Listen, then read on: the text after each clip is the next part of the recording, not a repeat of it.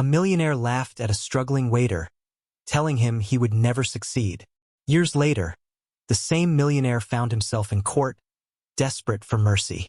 What he didn't know was that the lawyer standing against him was the very man he once humiliated. What came next? No one ever imagined. The night was warm in Miami, and the restaurant near the busy downtown streets was alive with sound. Glasses clinked, chairs scraped lightly across the tiled floor, and quiet conversations floated across the room. At one corner, a young waiter hurried from table to table, balancing plates with careful hands. His name was Daniel, and though only in his early 20s, his tired eyes carried the weight of someone far older. Every day he worked double shifts to cover his rent and bills, and every night, when the last dish was cleaned, he walked across the city to a small law school classroom. Daniel's movements were steady but slow that evening. He had been on his feet since morning, and fatigue pressed down on him like a heavy coat. Still, he straightened his uniform, tucked in his shirt, and forced a polite smile as he served each guest. He had learned long ago that dignity came not from what others said, but from how he carried himself. At the far end of the room, a group of well-dressed men sat at a large table. Among them was Richard, a wealthy businessman in his late 40s. Known for his money and sharp tongue, he often enjoyed displaying his power wherever he went. That night was no different. He laughed loudly with his friends, speaking in a voice that demanded the attention of the room. His suit was perfectly pressed, his watch gleamed under the lights, and his presence made the waitstaff move with nervous haste. When Daniel approached the table, carrying glasses of wine, Richard leaned back and gave him a quick glance. "You're late," he said sharply, though Daniel was only seconds behind the order. Daniel set the glasses down carefully and offered an apology, but Richard waved it off with impatience. As the meal went on, Daniel returned again with plates of food. He placed them down with practiced care, yet Richard frowned, unimpressed. "You're too slow," he muttered, his voice loud enough for the whole table to hear. His friends chuckled, enjoying the small display of authority. Then Richard leaned closer, his eyes fixed on Daniel. "Young man," he said, "at this pace you'll never succeed in life. People who move like you will always be at the bottom." For a moment, the restaurant seemed to grow quieter. Daniel's face flushed, but he kept his gaze down. He wanted to defend himself, to explain that he had been working since sunrise and that he was fighting to build a future far beyond this restaurant. But he said nothing. With a calmness that surprised even himself, he nodded, murmured a polite "Yes, sir," and walked back toward the kitchen. Richard laughed, pleased with his remark, and returned to his meal. To him, the incident was already forgotten. But for Daniel, the words burned in his mind. They repeated themselves as he carried more plates, as he poured more wine, as he smiled politely at guests who barely noticed his presence. "You'll never succeed in life." Later that night, when the last table was cleared and the restaurant emptied, Daniel walked home through the humid Miami air. His legs ached, his arms were sore, and yet he kept his books tucked under his arm. His small apartment was only a few blocks from the law school, and though his body begged for rest, he refused to surrender to exhaustion. Inside the classroom, the fluorescent lights hummed overhead, and a handful of students sat scattered across the rows. Daniel slipped into his seat, opened his notebook, and began writing as the professor lectured on criminal law. Every word, every case study, every note written was a step toward the life he imagined for himself. He thought of the millionaire's mocking words, and instead of crushing him, they became fuel. The months rolled on like this, each day a cycle of labor and study. At the restaurant, Daniel faced endless orders, complaints, and tired shifts. At night, he faced dense textbooks, long exams, and the constant challenge of staying awake through class. But he endured. He never allowed himself to forget why he worked so hard. He wanted a life where no one could humiliate him for standing at their table. He wanted to prove, not only to Richard but to himself, that success was possible if he refused to give up. Richard, meanwhile, continued his life of wealth and ease. He rarely thought of the young waiter he had mocked. To him, Daniel was just another face in a long line of people who served him. His days were filled with business meetings, expensive dinners, and the comfort of knowing he sat at the top of the ladder. The arrogance that surrounded him was like a second skin, and he carried it proudly wherever he went. But life has its way of shifting quietly, often when no one expects it. One evening, about a year later, Daniel once again found himself serving Richard's table. This time, Richard didn't even recognize him. To the businessman, Daniel was still just a nameless waiter. Again, he was impatient with the service. Again, his words carried a sharpness meant to remind others of his status. Daniel, however, no longer carried the same quiet despair. He worked with steady focus, his mind already on the exams coming the following week. He had grown stronger not just in skill but in spirit. That night, as Richard left the restaurant laughing with his friends, Daniel thought of the distance between them. On the surface, it was wide. One was rich, powerful, and admired, the other young, tired, and often overlooked. Yet Daniel knew something Richard did not: that the distance was closing, little by little, with every late-night study session, with every exam passed, with every ounce of effort spent. And so, while Richard slept comfortably in his mansion, Daniel studied past midnight in his cramped apartment. The city outside buzzed with life, but inside his small room, silence and determination filled the air. His hands ached as he wrote notes, his eyes stung with fatigue, but he pushed forward.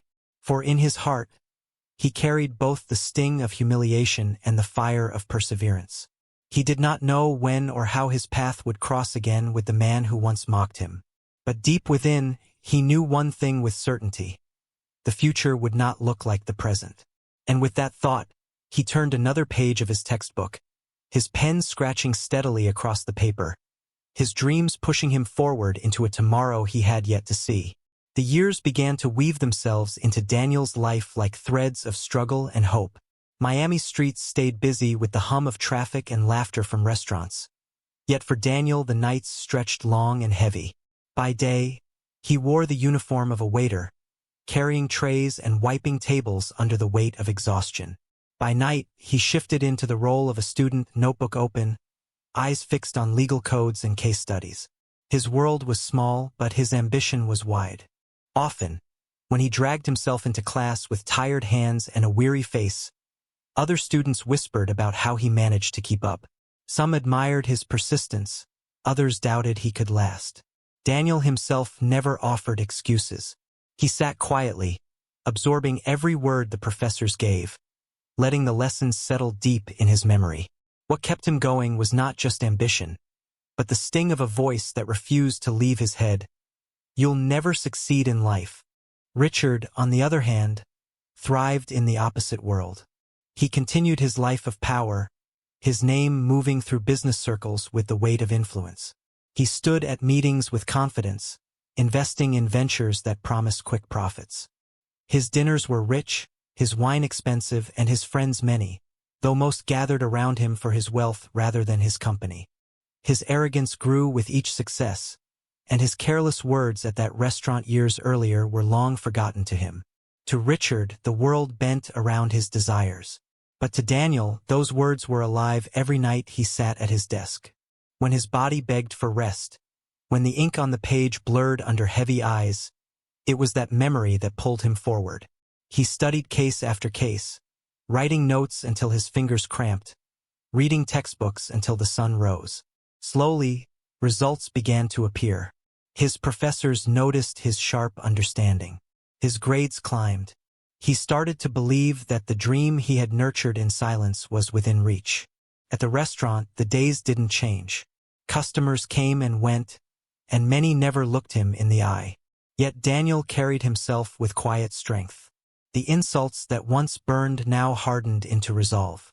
Even when he saw Richard again, sitting with friends at the corner table, laughing at some careless joke, Daniel no longer flinched. He served with politeness, but inside he told himself, this is not forever. This is only the path to something greater. One late night, after finishing work, Daniel arrived home with aching legs. His small apartment was barely lit, a single lamp standing over his desk. He dropped his bag, opened his books, and breathed deeply. The words swam before his eyes, but he refused to surrender. Perseverance, he whispered to himself. It was the word he carried like armor. Each page turned, each line read, was a step away from humiliation and a step toward dignity. The years shaped him. By his mid-20s, Daniel had graduated. He traded his waiter's uniform for a suit, his notepad of orders for legal briefs. The transformation was not sudden but steady, like the rise of the sun. He found work at a small law office, starting at the bottom again, but this time in the field he had chosen. His reputation grew quietly. Clients noticed his dedication. Colleagues respected his sharp thinking and patience. Where once he had been invisible, now he was beginning to be seen. Yet Daniel never forgot the nights of carrying trays, the humiliation that came with careless laughter, the sting of being told he would fail. He did not speak of it often, but it lived in him. It reminded him to remain humble, to treat people with kindness no matter their station, to never let arrogance shape his actions. Richard's life, meanwhile, began to shift in ways he did not expect. His investments grew riskier, his circle of friends thinner. The markets did not always bend to his will, and slowly cracks formed in the empire he had built. But Richard, proud and dismissive, refused to see the warnings. He laughed them away, convinced that wealth protected him from failure. His arrogance, the same that once mocked a young waiter, now blinded him from the dangers at his doorstep. Daniel, in his growing career, started to attend courtrooms as an assistant, carrying files, watching cases unfold. He listened carefully to judges, to lawyers who argued with skill and precision. In those rooms, he felt alive. The courtroom was where power shifted not through money or arrogance, but through reason, knowledge, and perseverance. He promised himself he would stand there one day, not as an observer but as a voice of authority. Time moved forward, and fate prepared its quiet twist. Miami's news began to buzz with whispers of financial misconduct involving Richard. Deals once hidden started to surface, accusations spread, and suspicion grew. The man who once stood untouchable in his tailored suit now faced the heavy shadow of investigation. Still, Richard carried himself with the same arrogance, believing he could outtalk or outpay his way to safety. Daniel read the news one evening as he sat in his office. The name caught his eye, the articles filling in details of fraud and deception. He remembered the face instantly. The man who had once laughed at him over a glass of wine was now standing on uncertain ground. Daniel closed the paper quietly, his heart steady. Life, he thought, had its way of circling back. As the investigation deepened, Richard's world shook. Friends turned distant, partners backed away, and his wealth slipped like sand through open fingers. Court became inevitable, and the man who once mocked others now prepared to stand as a defendant, his reputation hanging in the balance. And while Richard's empire crumbled, Daniel's path rose higher. The quiet young waiter had become a skilled lawyer, respected in the city for his persistence and sharp mind. His colleagues often marveled at how focused he remained, how he carried himself with calm dignity. None of them knew the private story behind that strength, the memory of humiliation that had once lit the fire within him. The stage was being set, though neither man fully understood it yet. One climbed steadily toward recognition, built on years of unseen effort. The other slipped downward, undone by arrogance and greed. The city of Miami moved as always, bright with lights, alive with noise, unaware of the quiet threads of fate, weaving two lives back toward one another.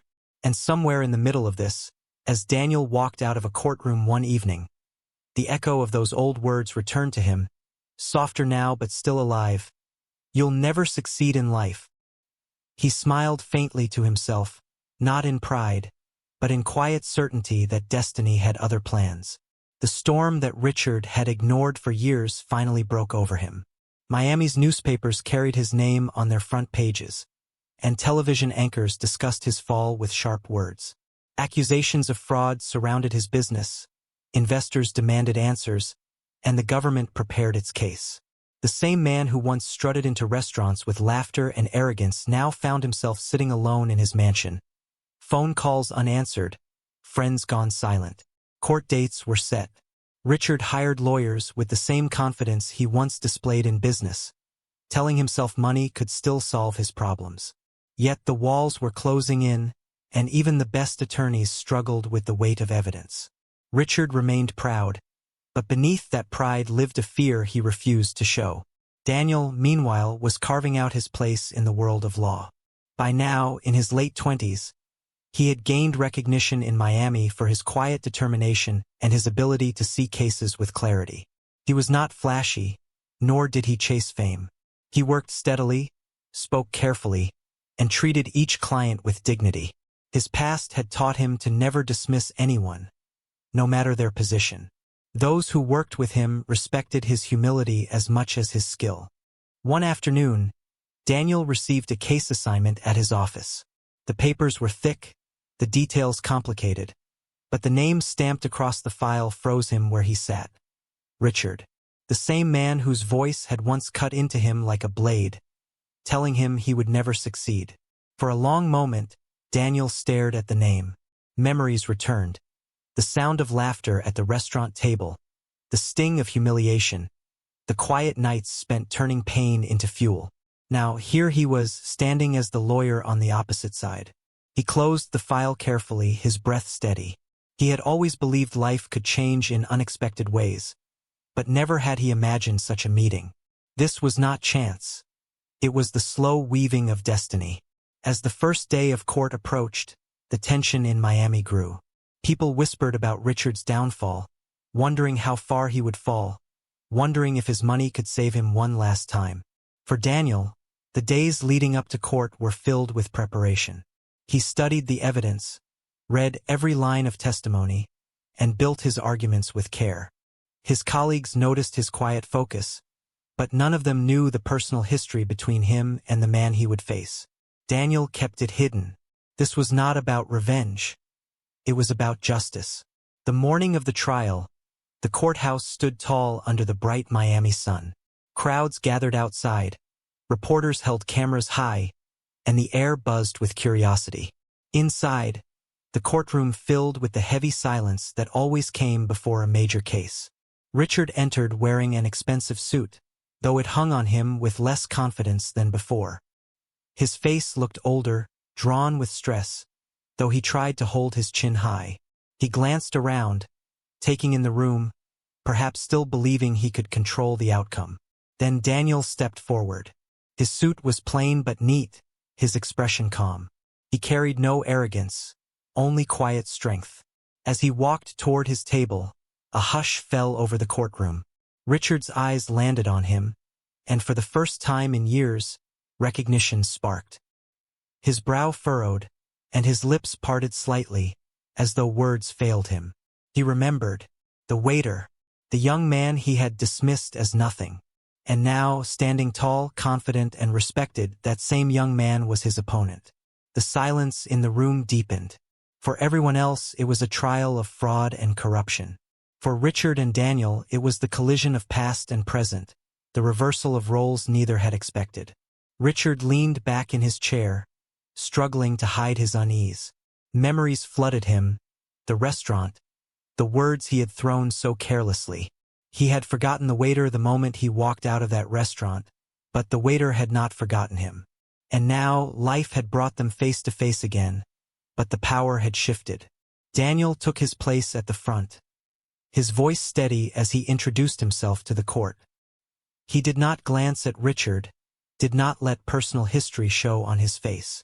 He was here as a lawyer, nothing more, nothing less. But inside, he felt the weight of the moment. The man who once told him he would never succeed now sat before him, stripped of arrogance, forced to rely on the fairness of the very person he had humiliated. The proceedings began. Evidence was laid out, witnesses called, and arguments made.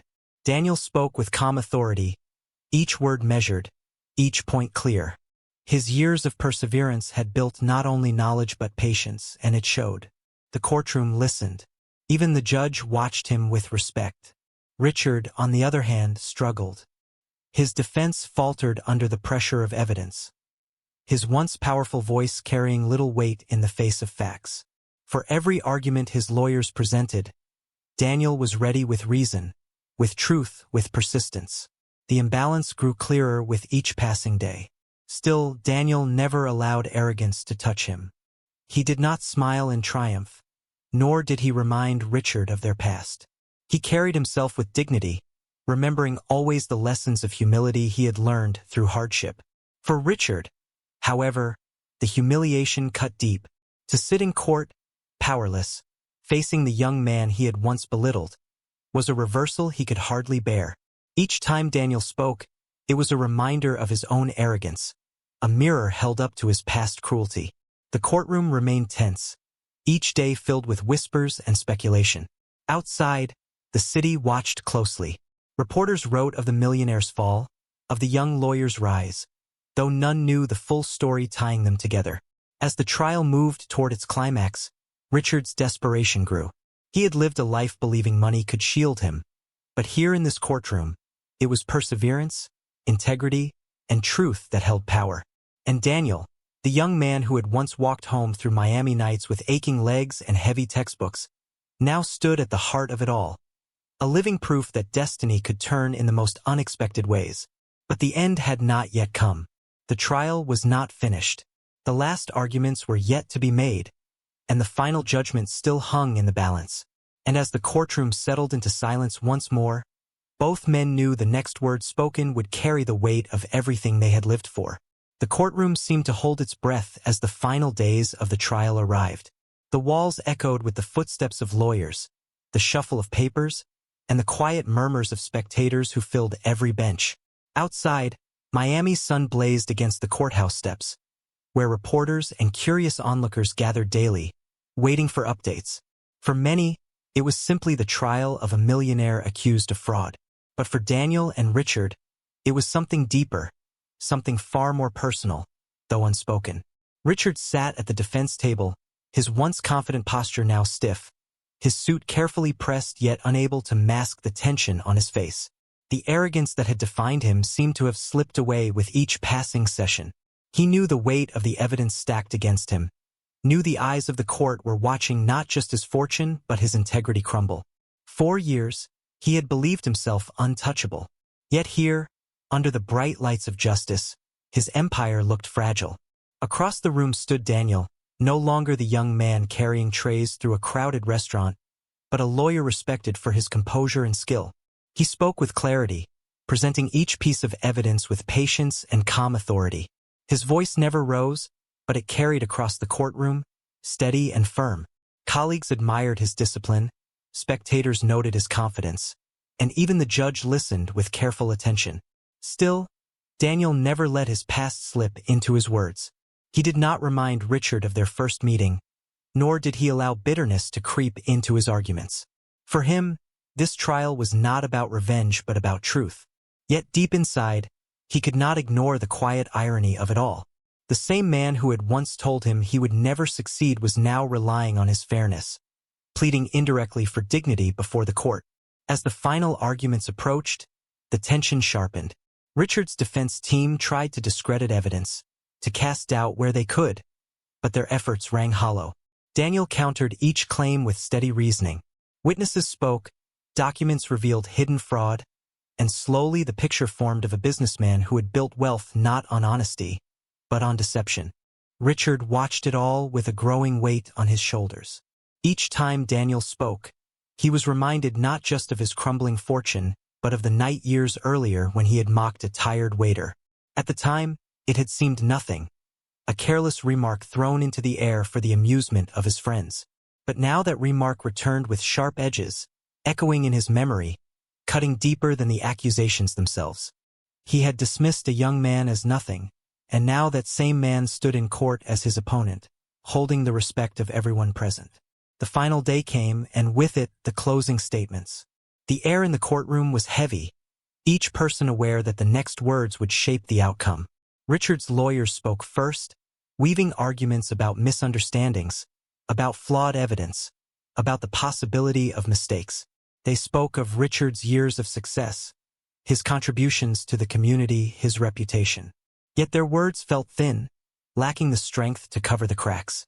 Then Daniel stood. The room fell silent. His calm voice filled the space, measured and steady, each sentence built with care. He spoke not of pride or triumph, but of responsibility, of the duty each person carried to act with honesty, no matter their position. He laid out the evidence one final time, clear and undeniable. He did not raise his voice, did not glance toward Richard with bitterness. He simply let the truth stand on its own. When he finished, silence lingered.